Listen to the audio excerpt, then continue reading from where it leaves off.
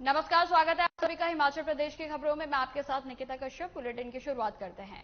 हिमाचल विधानसभा monsoon सत्र से पहले कांग्रेस विधायक दल की बैठक सीएम सुखविंदर सिंह सुक्खू की अध्यक्षता में शिमला के अतिथि गृह पीटर ऑफ में हुई। और वहीं आपको बता दें कि इस दौरान सीएम ने विपक्ष पर जमकर निशाना साधा और कहा कि चर्चा में विपक्ष हिस्सा ले और सदन में अपनी बात रखे। साथ ही राष्ट्रीय आपदा घोषित करने के लिए सीडब्ल्यूसी के प्रस्ताव के लिए शीर्ष नेतृत्व का आभार जताया। वहीं सीएम ने विपक्ष को घेरते हुए कहा कि वॉकआउट का मन बनाकर सदन में न आए। सीडब्ल्यूसी के सदस्यों का, श्रीमती सोनिया गांधी जी का, श्री मल्लिकार्जुन खड़गे जी का, श्री राहुल गांधी जी का, श्री प्रियंका गांधी जी का धन्यवाद करना चाहता हूं कि उन्होंने जो अखिल भारतीय कांग्रेस की सर्वोच्च संस्था है उसमें एक प्रस्ताव पारित करके केंद्र सरकार से यह अनुरोध किया है कि जो हिमाचल की आपदा है, जिसको हिमाचल सरकार ने राज्य आपदा पहले ही घोषित कर दिया है, उसको राष्ट्रीय आपदा घोषित किया जाए। इस संदर्भ में सीडब्ल्यूसी में एक प्रस्ताव पारित। देखिए, विपक्ष जब आपदा थी बार बार कह रहा था कि मानसून सत्र बुलाया जाए और हमने बार बार उनसे अनुरोध किया था कि आपदा के समय हमें आपदा पीड़ित परिवारों की मदद करनी है। हिमाचल प्रदेश विधानसभा मानसून सत्र शुरू होने से पहले नेता प्रतिपक्ष जयराम ठाकुर की अध्यक्षता में बीजेपी विधायक दल की बैठक हुई। वहीं आपको बता दें कि इस बैठक में बीजेपी के सभी विधायक मौजूद रहे। वहीं विपक्ष नेता जयराम ठाकुर ने इस बैठक में सरकार को घेरने की रणनीति बताई। उन्होंने बताया कि विपक्ष विधानसभा के अंदर सरकार को घेरने के लिए पूरे तरीके से तैयार है। इस बार हिमाचल से आपदा से बहुत नुकसान हुआ है। आपदा में काफी लोगों की जानें भी चली गई हैं। साथ ही उन्होंने यह भी कहा कि इस बैठक में नियम 67 के तहत कार्य स्थगन का निर्णय लिया गया है और स्थगन प्रस्ताव के तहत सदन के सभी काम रोककर केवल आपदा पर चर्चा की जानी चाहिए।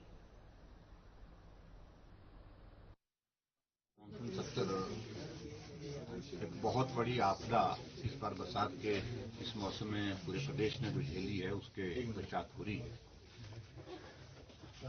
और स्वाभाविक रूप से सबसे बड़ा मुद्दा इस विधानसभा के सत्र में आपदा का प्रबंधन, जिन लोगों के घर चले गए उनके लिए पुनर्वास की क्या व्यवस्था और जो क्षति हुई है उन सारी चीजों को लेकर के हम चर्चा करना चाहेंगे।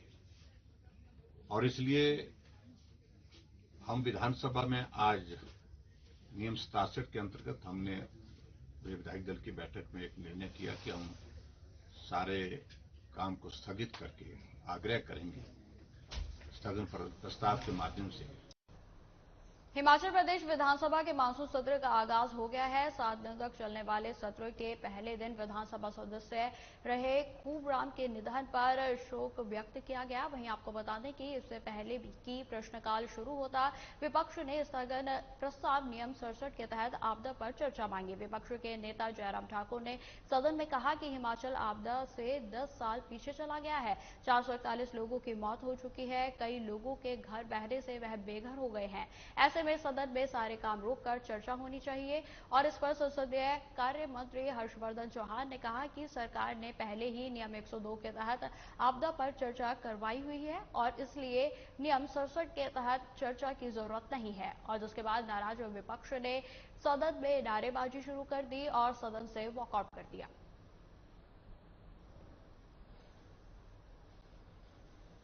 विधानसभा का मॉनसून का ये पहला सत्र है और इस पहले सत्र में पहले दिन हमने हिमाचल प्रदेश में बारिश और बरसात के कारण जो त्रासदी हुई है उस पर नियम 67 के अंतर्गत चर्चा मांगी और जहां तक रूल का प्रोविजन है उसमें बड़ा साफ है, स्पष्ट है। जब नियम 67 के अंतर्गत चर्चा मांगी जाती है, चाहे प्रस्ताव सरकारी है, चाहे वो प्रस्ताव किसी एक माननीय सदस्य का है, वो सब कुछ स्थगित कर दिया जाता है। इसलिए इसको स्थगन प्रस्ताव बोलते हैं। सारी कार्यवाही स्थगित करके एक ही विषय पर चर्चा की जाती है नियम 67 के अंतर्गत जब वो हिमाचल में बरसात के दौरान हुई त्रासदी का हिमालय नीति अभियान और अन्य सामाजिक संगठनों ने अध्ययन किया है। अध्ययन में सामने आया है कि आपदा के कारणों की जानकारी हिमालय नीति अभियान के पदाधिकारियों ने सोमवार को मीडिया से साझा की। आपको बता दें कि हिमालय नीति अभियान के संयोजक गुमान सिंह, अध्यक्ष कुलभूषण उपमन्यु और सचिव संदीप मिन्हास ने सोमवार को धर्मशाला में प्रेस कॉन्फ्रेंस की। वहीं आपको बता दें कि अभियान में शामिल पदाधिकारियों का कहना है कि बरसात में 10,000 करोड़ से ज्यादा का नुकसान प्रदेश को हुआ है। काफी जानें भी गई हैं और ऐसे में जरूरी है कि भारत सरकार इसे राष्ट्रीय आपदा घोषित करे और एनडीआरएफ के फंड से प्रदेश को हुए नुकसान की भरपाई की जाए। तो आपको बता दें कि जिस तरीके से बीते समय में हिमाचल में त्रासदी का जो दौर बीता है, उसको लेकर अब इस बातों का आकलन लगाया जा रहा है कि उन दिनों में कितना नुकसान जो है वो हिमाचल को हुआ है। वहीं आपको बता दें कि कई लोग उस रास्ते में बेघर हो गए और जहां अभी तक भी जो स्थितियां हैं वो सामान्य होने की कगार पर नहीं है। कई सड़कें अभी तक विवादित है। वहीं आपको बता दें कि लगातार इस बीच जो है इस बात का भी आकलन लगाया जा रहा है कि आगे कितना नुकसान जो है हिमाचल प्रदेश को उस रास्ते में हुआ है। साथ ही साथ आपको बता दें कि अनुमानित रिपोर्ट्स जो है वो लगातार सामने आ रही है, लेकिन इस पर अभी भी कुछ जो आंकड़े हैं वो अभी सामने आने बाकी हैं। हम आज हिमालय नीति अभियान और दूसरे सामाजिक संगठन जो अलग अलग हिमाचल प्रदेश में है, वो आपके यहाँ इसलिए आए कि हम लोग पिछले 2 महीने से इस आई आपदा हिमाचल प्रदेश में बारिश से जो आपदा आई है उसका अध्ययन कर रहे थे और सब जगह लोगों की मदद में शामिल थे। हमने पाया कि इसमें बहुत से ऐसे कारक हैं जो मानव जनित हैं और जिन कारणों से यह आपदा जो है बहुत ज्यादा व्यापक पैमाने पर फैली और उसमें निश्चित तौर पर 4 लेन का निर्माण एक बहुत बड़ा कारण बना। प्रधानमंत्री नरेंद्र मोदी के जन्मदिन के उपलक्ष्य में बीजेपी 17 सितंबर से सेवा सप्ताह के रूप में इस जन्मदिन को मना रही है और पिछले कल देश के प्रधानमंत्री नरेंद्र मोदी का जन्म दिवस था और इसको लेकर मंडी के अनेक कार्यक्रम आयोजित किए गए थे, जहां पर सोमवार को मंडी में बीजेपी ने रक्तदान शिविर का भी आयोजन किया, जिसमें बीजेपी कार्यकर्ताओं ने इस शिविर को सफल बनाने में अपनी अहम भूमिका निभाई। वहीं इस शिविर के बारे में जानकारी देते हुए बीजेपी जिलाध्यक्ष निहाल चंद ने बताया कि प्रधानमंत्री नरेंद्र मोदी के जन्म दिवस पर रक्तदान शिविर में 80 यूनिट रक्त एकत्रित किया गया है और साथ ही नवनियुक्त बीजेपी युवा मोर्चा के अध्यक्ष योगेश ठाकुर ने कहा कि प्रधानमंत्री सेवा पखवाड़े में जिले का युवा मोर्चा अपनी भूमिका निभाएगा। तो आपको बता दें कि बीते कल प्रधानमंत्री नरेंद्र मोदी का जन्म दिवस था और जिसको लेकर आपको बता दें कि बीजेपी की ओर से प्रधानमंत्री के जन्मदिन से लेकर 2 अक्टूबर तक विभिन्न तरीके के कार्यक्रम जो है वो किए जा रहे हैं। वहीं हिमाचल की बात की जाए तो हिमाचल में 7 दिनों तक कई तरीके के अहम कार्यक्रम जो है वो रखे जाएंगे, जिसमें रक्तदान शिविर समेत कई अन्य कार्यक्रम जो है वो शामिल हैं।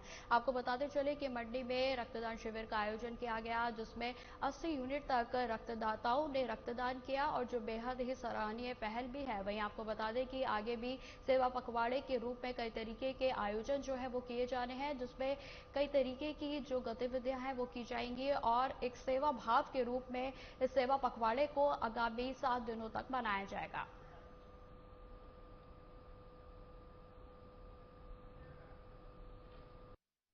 प्रधानमंत्री माननीय हमारे नरेंद्र मोदी जी के जन्म दिवस पर सेवा पखवाड़े का कार्यक्रम 17 तारीख से 2 तारीख तक किया जा रहा है। 1500 करोड़ की कामगार योजना का भी शुभारंभ 17 तारीख को मोदी जी ने किया। 18, 19, 20 को रक्तदान शिविर का भी आयोजन पूरे हिमाचल प्रदेश में देश में किया जा रहा है और निर्धन परिवारों की झोपड़ियों में भी जाने का और वहां सफाई अभियान करने का भी ये कार्यक्रम निरंतर चलता रहे। आज भारतीय जनता युवा मोर्चा ने पूरे प्रदेश भर में जो अभियान लिया है, उसमें आज मंडी जिला में तो मंडलों ने इकट्ठा होकर मंडी के ऐतिहासिक शेरी मंच में ब्लड डोनेशन कैंप का आयोजन किया। इसमें 40 के करीब लोगों ने अपना ब्लड डोनेट किया। हमारे पास तकरीबन 150 के लोग उपलब्ध थे, जिसमें से कोई फिटनेस में कोई बाहर हो गया, किसी की कोई और प्रॉब्लम रही, तो इसमें 40 लोगों का हमने ब्लड यहाँ डोनेट कराया। कुल्लू के मुख्यालय ढालपुर में मैदान में अक्टूबर माह में अंतर्राष्ट्रीय दशहरा उत्सव का आयोजन किया जाएगा, तो वहीं जिला प्रशासन भी इस उत्सव के सफल आयोजन की तैयारियों में जुट गया है। इसके अलावा नगर परिषद कुल्लू के द्वारा भी अब अपना कार्य शुरू कर दिया गया है और कुल्लू के विभिन्न इलाकों में दशहरा उत्सव से पहले 800 वाहनों के पार्किंग की सुविधा भी लोगों को उपलब्ध करवाई जाएगी। वहीं आपको बता दें कि नगर परिषद कुल्लू के द्वारा सरवरी में स्थायी तौर पर 300 वाहनों की पार्किंग भी तैयार की जा रही है। नगर परिषद कुल्लू के कार्यकारी अधिकारी BR नेगी ने कहा कि विभिन्न वार्डों में दशहरा उत्सव से पहले लोगों को पार्किंग में किसी तरीके की असुविधा उपलब्ध ना हो, इसके लिए पार्किंग की सुविधा की गई है ताकि लोग दशहरा उत्सव के दौरान पार्किंग की असुविधा से उन्हें ना जूझना पड़े। तो आपको बता दें कि भारत अपनी संस्कृति को लेकर न सिर्फ देश में अपितु पूरे विश्व भर में बेहद ही शुमार जो है उनका नाम है। वहीं आपको बता दें कि दशहरा पर्व को लेकर भी यह अंतर्राष्ट्रीय आयोजन जो है किया जाएगा और जिसपे आपको बता दें कि प्रशासन की ओर से भी पूरे तरीके से मुस्तैदी दिखाई जा रही है, जिसपे पार्किंग को लेकर जो एक सामान्य असुविधा होती है जिसकी वजह से लोगों को परेशानी ना हो, इसके लिए पहले से ही पार्किंग की सुविधा जो है प्रशासन की ओर से की जा रही है। वहीं आपको बता दें कि 800 वाहनों की सुलभ जो है पार्किंग की व्यवस्था प्रशासन की ओर से की गई है और साथ ही साथ 300 वाहनों के लिए अलग से एक पार्किंग का जो इंतजाम है वो प्रशासन की ओर से किया गया है। साथ ही साथ आपको बता दें कि यह जो दशहरा पर्व है वो अंतर्राष्ट्रीय स्तर पर बेहद ही भव्य रूप से मनाया जाता है और हर साल इस दशहरे का आयोजन किया जाता है जिसमें तरह तरह के सांस्कृतिक कार्यक्रम के साथ साथ कई तरीके के कार्यक्रम रखे जाते हैं। हमारे यहाँ हनुमानी बाग का है, यहाँ एक टेम्परेरी पार्किंग बना रहे हैं। बाकी तो इसका PPP मोड पर हमारा 173 करोड़ रुपए का गवर्नमेंट को भेज दिया है। अभी टेम्परेरी हमारा लगभग 300 से 400 गाड़ियों का इधर हम पार्किंग कर रहे हैं। इसी के साथ साथ हमारा ये आपका मोनाल कैफे के पास भी लगभग 200-300 गाड़ियों का ये भी दशहरे तक तैयार हो जाएगा। तीसरा हमारा गांधी पार्क में है, गांधीनगर में भी हमारा लगभग 100-150 गाड़ियों का पार्किंग निर्माण होने वाला है। ये भी आपका दशहरा से पहले सारा का सारा हुआ जाता है। इसी तरह हम आपका जो अखाड़ा में भी जो भी खाली जगह मिले उधर भी हम ज्यादा से ज्यादा लोगों को। खबर मंडी से है जहां जिला मुख्यालय के स्टैंप वेंडर का एक प्रतिनिधिमंडल उपायुक्त अरिंदम चौधरी से मिला और उनके माध्यम से स्टैंप वेंडरों को आ रही कमीशन की समस्या को लेकर प्रधानमंत्री नरेंद्र मोदी के नाम ज्ञापन भेजा गया। आपको बता दें कि ज्ञापन के माध्यम से प्रतिनिधिमंडल ने केंद्र सरकार से मांग की है कि सरकार की ओर से स्टैंप पेपर को विक्रय किए जाने के बारे में लाइसेंस प्रदान किए जाए। साथ ही उन्होंने केंद्र सरकार से मांग की है कि स्टैंप वेंडरों के मौजूदा कमीशन को बढ़ाते हुए वर्तमान स्थिति को देखकर स्टैंप वेंडर कमीशन को 10% किया जाए और स्टॉक होल्डिंग के पोर्टल पर मातृभाषा हिंदी को भी अंकित किए जाने के आदेश दिए गए।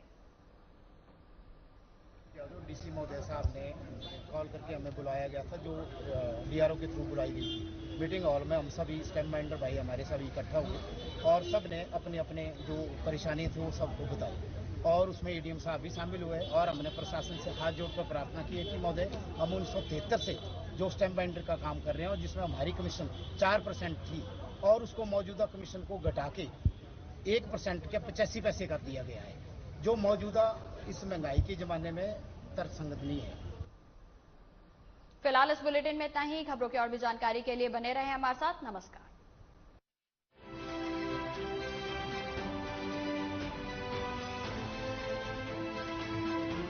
मेरे जैसा कोई दूसरा